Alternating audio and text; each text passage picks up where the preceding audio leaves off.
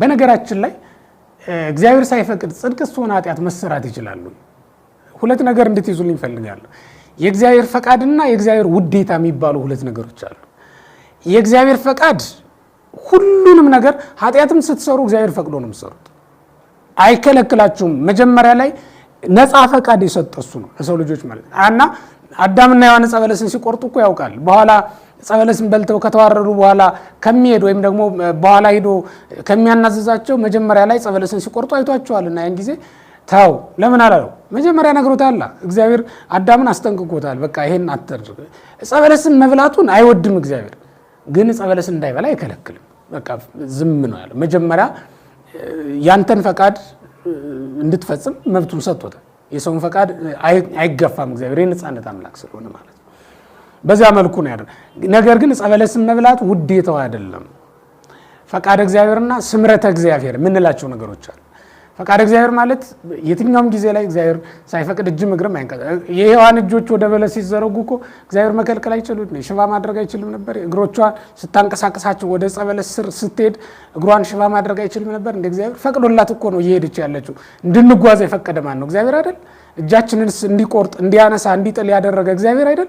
አፋችንንስ እንዲበላ ያደረገ እግዚአብሔር አይደል? ሳይፈቅድማ አይታችሁታል እኮ ዳዊት ነቢዩ በመዝሙር 77 ላይ እንደተናገረ ወንዛዲ መብልኦ ሙስታፎ መጻ መቅሰፍተ እግዚአብሔር ላይ ልሁም አይደል የሚለው ሳይፈቅድ ስለበሉት ማለት ነው። ሳይፈቅድ ወዶ አይደለም እንዲበሉ ፈቅዷል፣ ግን ደግሞ ደስ አላለውም፣ ደስ አልተሰኘባቸውም በእስራኤል። ስለዚህ የጎረሱት የጨበጡት ሳይጎርሱት የጎረሱት ደግሞ ገና ከጉሮሯቸው ሳይወርዱት መቅሰፍት መጣና ሁሉንም በአንድ ጊዜ ጨረሳቸው ነው የተባለው። አሁን ምን እንድላችሁ ፈልጌ ነው፣ ስምረተ እግዚአብሔርና ፈቃደ እግዚአብሔር ልትለዩ ያስፈልጋል።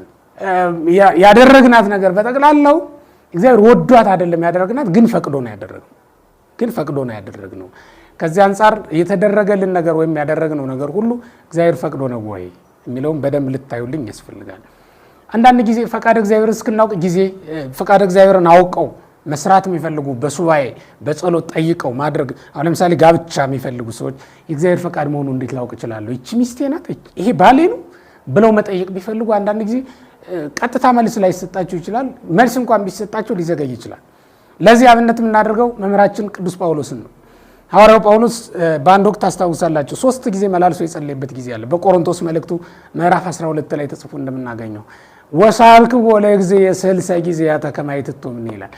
ከኔ አስወግድልኝ ጌታ ሆይ ብሎ ደዌ ነበረበት፣ ራስ ፍልጠት ነበረበትና እሱን እንዲያርቅለት መላልሼ ለመንኩት ይላል። 3 ጊዜ መላልሶ ለምኖታል። በመጨረሻ ግን እግዚአብሔር በሶስተኛው ዘግይቶም ቢሆን መልስ ሰጠው። ያክለከ ጸጋዬ ነው እስመ ይትፈጸም ኃይሌ በድካም፣ ኃይሌ በድካም ይፈጸማልና ጸጋዬ ይበቃሃል አለው። እንግዲህ ቅዱስ ጳውሎስ ልብሱ ሳይቀር የሚፈውስ ሰው ነው። በልብሱ ሌሎችን ይፈውሳል፣ ለራሱ ግን በሽታ ነበረበት፣ ድውይ ነው።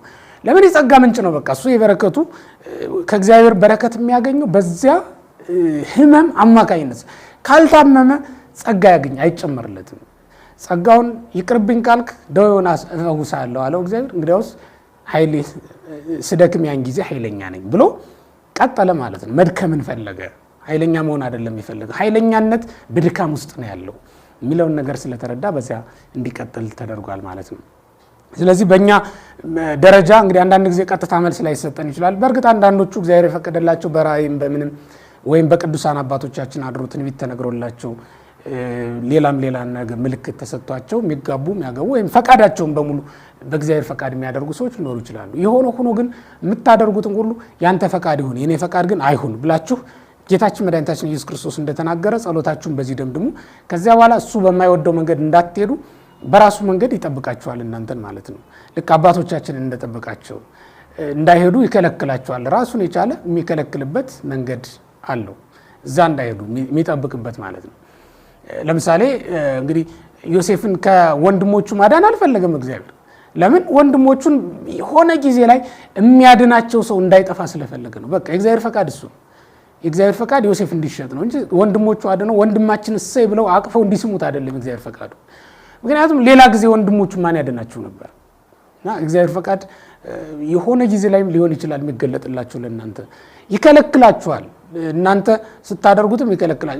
ዮሴፍን አንድ ጊዜ ከልክሎታል። እስር ቤት በነበረ ጊዜ ታሳሪዎች መካከል ከንጉሱ ባለሙያዎች መካከል ጠጅ አሳላፊውና እንጀራ አሳላፊው ተጣልተው እስር ቤት ነበሩና እሱ በተረጎመላቸው ህልም መሰረት ሁለቱም ተደርጎላቸዋል ህልሙ ወንጌል ኦሪቱ እንደሚነግረን እና በዚያ ህልም መሰረት ሲወጣ አንደኛው አዘክረኒ በቅድመ ፈርዖን ጊዜ ከብሎት በጌታ በፈርዖን ፊት አሳስብልኝ ብሎት ነበር።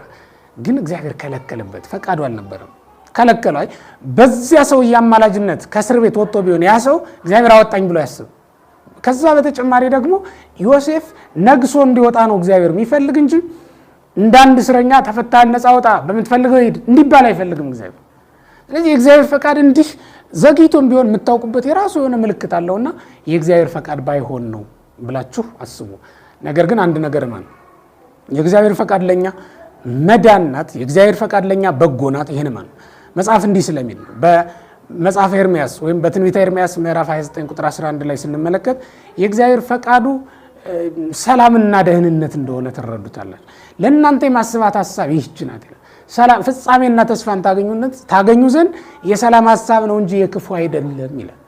እግዚአብሔር ለኛ የሚያስባት ሐሳብ መልካም ናት፣ በጎ ናት ብለን ማሰብ ነው ከኛ የሚጠበቀው እንጂ እግዚአብሔር ፈቃድ እንዲሁ በቀጥታ እግዚአብሔር ነግሮን ወይም ደግሞ መልአክ ተልኮልን በሌላ መንገድ ላናውቀው እንችላለን።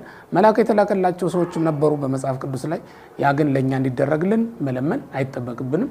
ባይሆን አንተ የማትወደውን ነገር እንዳላደርግ አንተ ጠብቀኝ ብሎ ነብዩ ዳዊት የተናገረዋል በመዝሙር 140 ላይ አፌን ዝጋ ከዛ ደግሞ እንዳይን ብሌን ጠብቀኝ የሚለው እኮ ኃጢአት እንዳይሰራ ነው። ከኃጢአት ጠብቀኝ ማለቱ ነው። እኔም ማምኑን አውቀዋለሁ አንተ ጠብቀኝ እንጂ እንደማለት ያለ ነውና እንዲህ ብላችሁ ነው መጸለይ የሚያስፈልገው ማለት ነው። ማትወደውን ሰርቼ እንዳላስቀይም ጌታ ሆይ አንተ ጠብቀኝ ብሎ መለመን ያስፈልጋል ነው።